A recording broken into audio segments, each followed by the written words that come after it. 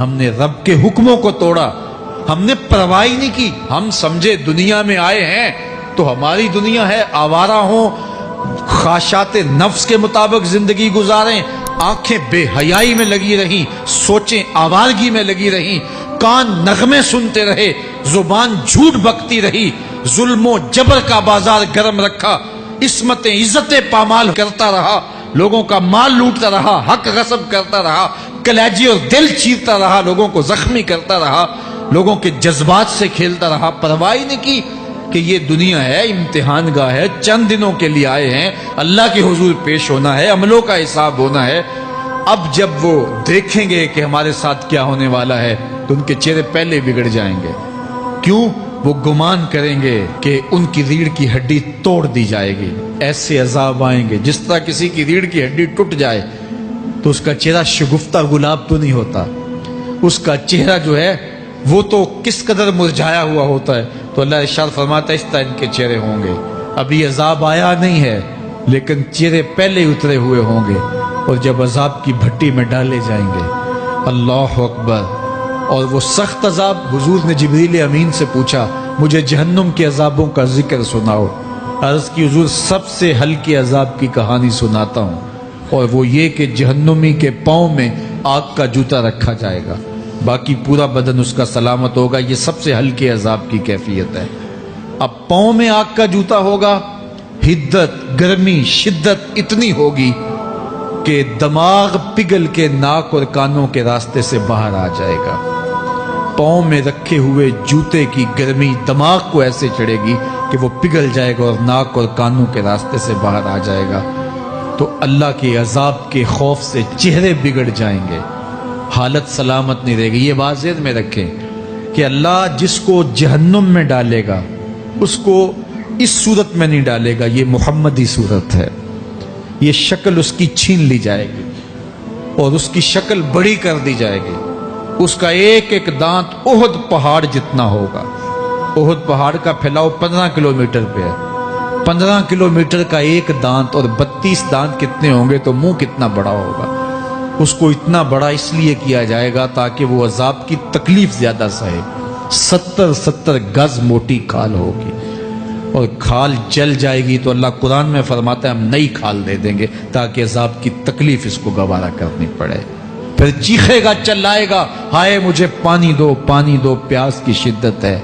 70 سال تک تو اس کی کوئی آواز ہی نہیں سنے گا۔ 70 سال کے بعد داروغہ جہنم چیخ کر کہے گا کیا مانگتا ہے؟ وہ بولے گا مجھے پانی چاہیے۔ کہا جائے گا تو بے بھی ملتا ہے پانی۔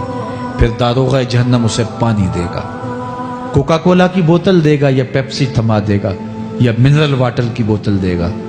نہیں، قرآن بتاتا ہے اسے مائے حمیم دیا جائے گا، کھولتا ہوا پانی، اور وہ اتنا گرم ہوگا جب پینے کے لیے چہرے کے قریب کرے گا اس سے اٹھتی ہوئی بھاپ کی وجہ سے چہرے کی کھال ادڑ کے اس کے اندر گر پڑے گی، لیکن اس کے باوجود اس کو پینا پڑے گا۔ اللہ فرماتا ہے یہ دنیا ہی سب کچھ نہیں ہے، سمجھ لیا یہی سب کچھ ہے، آخرت کو بھول گئے، صبح اٹھے کام پہ چلے گئے، شام آئے آوارگی میں چلے گئے، صدائیں آتی رہی حی علی الصلاۃ حی علی الفلاح، کوئی پرواہ نہیں کی، نہ پیشانیوں نے سجدے کیے، نہ سوچوں میں پاکیزگی آئی، زندگی یوں گزار کے چلے گئے۔ ایسے نہیں، کہا ایک وہ ہوں گے جن کے چہرے شگفتہ گلاب ہوں گے، ایک وہ ہوں گے جن کے چہرے بگڑے ہوئے ہوں گے۔ اللہ اکبر، کلا اذا بلغت التراقی، یہ تو قیامت کا منظر ہے نا، قیامت سے قبل بھی ایک منظر ہے، اللہ اس منظر کو بھی بیان کر رہا ہے، کلا اذا بلغت التراقی، ہاں جب جان گلے کو پہنچ جائے گی۔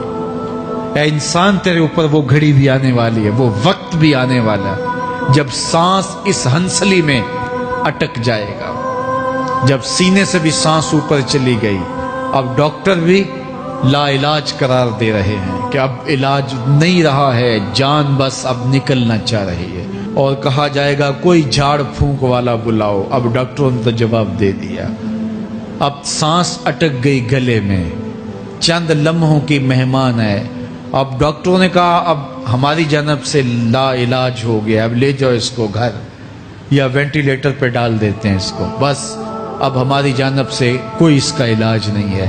اب گھر والے روتے ہیں, کہتے ہیں کوئی جھاڑ پھونک والا لاؤ, کوئی دم والا لاؤ, شاید وہ کوئی دم کرے تو اس کی جان میں جان آ جائے. ڈاکٹروں نے تو لا علاج قرار دے دیا. وَظَنَّ عَنَّهُ الْفِرَاقُ. اللہ فرماتا ہے یہ تو جھاڑ پھونک والے کو ڈھونڈ رہے ہیں, لیکن جس کی سانس یہاں اٹکی ہے وہ سمجھ گیا ہے اب موت آ گئی ہے. اس کو یقین ہو گیا ہے کہ اب موت کے لمحے آ گئے ہیں, اب میں بچ نہیں پاؤں گا. اب آنکھیں تاڑے لگی ہوئی ہیں. وَالْتَفَّتِ السَّاقُ بِالسَّاقِ. پنڈلی پہ پنڈلی چڑھ رہی ہے. جب موت آ جاتی ہے تو پھر پنڈلی سے پنڈلی لپٹ جاتی ہے, اس کو پھر جدا کرتے ہیں اور جدا کر کے دونوں انگوٹھے باندھ دیتے ہیں تاکہ پنڈلی کے اوپر پنڈلی نہ چڑھے. اللہ وہ منظر بیان کرتا ہے, صاحب یہ وقت آنے والا ہے جب دونوں انگوٹھے باندھ دیے جائیں گے, جب ناک میں روئی ٹھونس دی جائے گی, جب چٹے لباس میں کفن دیا جائے گا, جب غسال کے سامنے بے بس پڑے ہوں گے, وہ چاہے یہ بازو اٹھائے چاہے یہ بازو اٹھائے, گرم پانی ڈالے یا سرد پانی ڈالے, جب بس پڑے ہوئے ہوں گے جو ہے وہ غسل دینے والوں کے, اور ناک میں روئی ہوگی اور دونوں انگوٹھے آپس میں بندھے ہوں گے. یہ محل, یہ ماڑی, یہ کوٹھیاں, یہ بنگلے جس کو سویر شام لگ کے حلال حرام کی تمیز کیے بغیر بنایا تھا, غوث اعظم رضی اللہ تعالیٰ عنہ بولے مکان بنا رہا ہے, بسیں گے اور حساب تو جا کے دے گا. اور یہ تو ایک رات بھی تجھے اس گھر کے اندر نہیں رکھیں گے کہ چلو ایک رات مہمان رکھ لیں. کہتے ہیں نہیں نہیں, مہمانوں نے بھی جانا ہے تو جلدی کرو, اس کو سپرد کراؤ. وہ تو تیرا لباس بھی پھاڑ کے اتاریں گے, خود غسل دینے کے لیے تیار بھی نہیں ہے.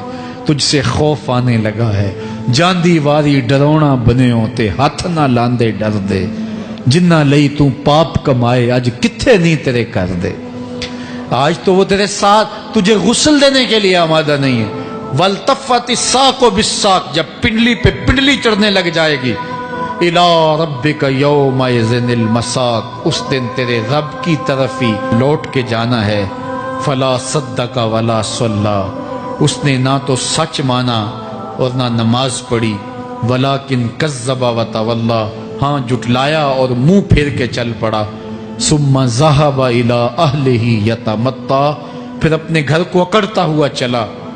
اولا لک فاولا ثم اولا لک فاولا. تیری خرابی آ پہنچی, ہاں تیری خرابی آ پہنچی. ایحسب الانسان ان یترک سدی. انسان دنیا میں یہ گمان کرتا ہے اس کو سدا چھوڑ دیا جائے گا. سدا عربی میں ایسے اونٹ کو کہتے ہیں جس کی مہار کسی کے ہاتھ میں نہ ہو. شترے بے مہار, جہاں مرضی جس گھاٹ سے چاہے پانی پیے, جہاں سے مرضی چارہ لے, تو شترے بے مہار کو کہتے ہیں سدا. تو یہ انسان بھی گمان کرتا ہے کہ میں بھی سدا ہوں, مجھے کوئی کیوں پوچھے, میرے جذبات پہ کوئی کیوں قدغن لگائے, مجھے کیوں روکے کوئی. بالخصوص جوانی کے ایام کے اندر جوان کو بڑا ہوتا ہے کہ کوئی مجھے کیوں. وہ تو ماں باپ کے کہنے میں بھی نہیں آنا چاہتا, وہ کہتا ہے کیوں مجھے روکتے ہیں, میری جوانی ہے, میرے جذبات ہیں, مجھے آزادی سے جینے دو, کیوں میرے راستے میں رکاوٹ بنتے ہو, میں سدا ہوں. اللہ فرماتا ہے نہیں, ایک اونٹ تو سدا ہو سکتا ہے جس کو میں نے اشرف المخلوقات بنایا ہے, اس کو تو سدا نہیں چھوڑوں گا, اس کو تو پابند بناؤں گا حکام کا. اب وہ کہتا ہے کہ نہیں نہیں, یہ کیسے دوبارہ اٹھائے جائیں گے. اب دوبارہ وہی بات پھر آ گئی. الم یک نطفۃ من منی یمنی. اللہ فرماتا ہے ایک بوند تھی نا, پانی کا ایک قطرہ تھا جو رحم مادر میں رکھا گیا. ثم کان علقہ. پھر وہ پانی کا قطرہ لوتھڑا بنا. فخلق فسوی. پھر اللہ نے اسے پیدا فرمایا اور پھر ٹھیک ہموار کیا. فجعل منہ الزوجین الذکر والانثی. پھر اس سے وہ جوڑ بنائے, کوئی مرد بنایا کوئی عورت بنائی.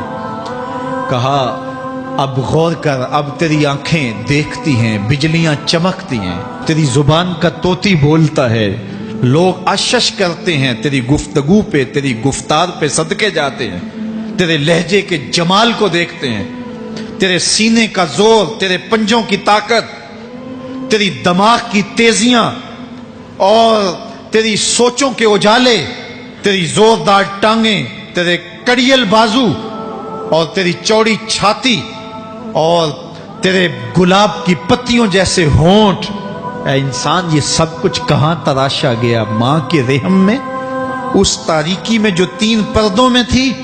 تیرا سر تیرے گھٹنوں میں تھا، اور تیرے رب نے وہاں تیرے اندر نسوانیت یا رجولیت کی صلاحیتیں پیدا کی، تیری آنکھوں میں چمک پیدا کی، تیرے کانوں میں نغمے بکھیرے، تیری زبان کے پٹھوں پہ قوت ذائقہ رکھی، تجھے بولنے کی صلاحیت دی، تیرے پنجوں میں زور رکھا۔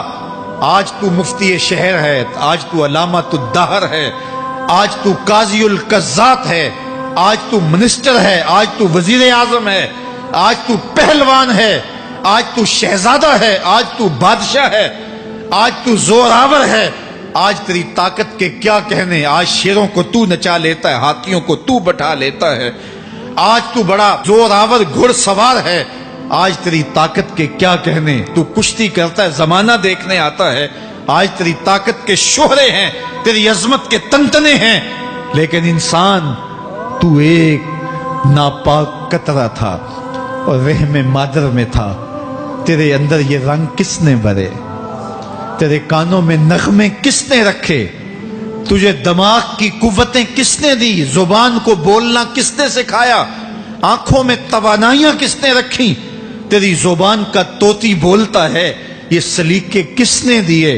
پھر اللہ فرمایا، کتنا زوردار بیان ہے، الیس ذالک بقادر علی ان یحیی الموتى، جو ماں کے پیٹ میں ایک نطفے کو ایک خوبصورت انسان بنا سکتا ہے، ہڈیوں کو جوڑ کے دوبارہ انسان نہیں بنا سکتا؟ کیا وہ دوبارہ تجھے کھڑا نہیں کر سکتا اپنے سامنے پیش ہونے کے لیے، جس کے حکموں کو تو نے توڑا ہے، جس کے فرامین کا تو نے مذاق اڑایا ہے؟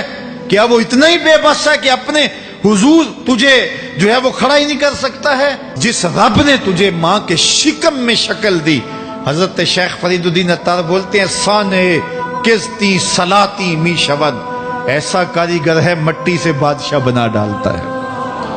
اس نے مٹی سے دارا و سکندر بنائے، اس نے مٹی سے جو ہے وہ رستم و سہراب بنائے، اس نے مٹی سے کیا کیا بنا دیا جو مٹی سے بادشاہ بنا سکتا ہے، جو نطفہ رحم مادر سے جو ہے وہ شکل اور صورت اور رنگ اور جمال بنا دیتا ہے۔ تیری صورت نکھرتی ہے، تیرے ہونٹ گلابی ہیں اور تیری نرگسی آنکھیں ہیں، تیرے ریشمی بال ہیں اور تیری خوبصورت رنگت ہے، تو چال چلتا ہے تو لگتا ہے قیامت چل رہی ہے، تیرا قد رانا جو ہے وہ صنوبر کو شرماتا ہے، تیری گفتار کے تنتنے ہیں۔ جس نے اتنی خوبصورت شکل ماں کے رحم میں بنائی، کیا وہ ہڈیوں کو جوڑ کے دوبارہ انسان نہیں بنا سکتا؟ وہ دوبارہ انسان بنائے گا اور پھر تجھے اپنے حضور کھڑا کرے گا۔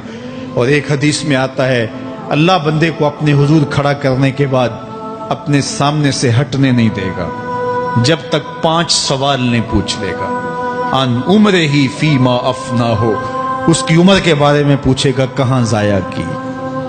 میں نے تجھے زندگی دی، 60 سال 70 سال 40 سال 50 سال، اس زندگی کو کہاں گزار کے آیا ہے؟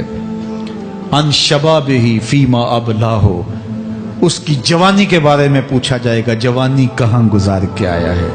مجنوں تو نہیں بنا رہا، خواہشات کا اسیر تو نہیں ہو گیا، دیوانوں کی طرح زندگی تو نہیں گزار کے آ گیا؟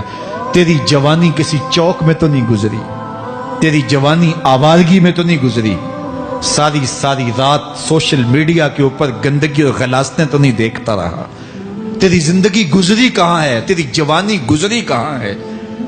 اگر کوئی جواب نہ ہوا تو پھر کیا جواب دے گا؟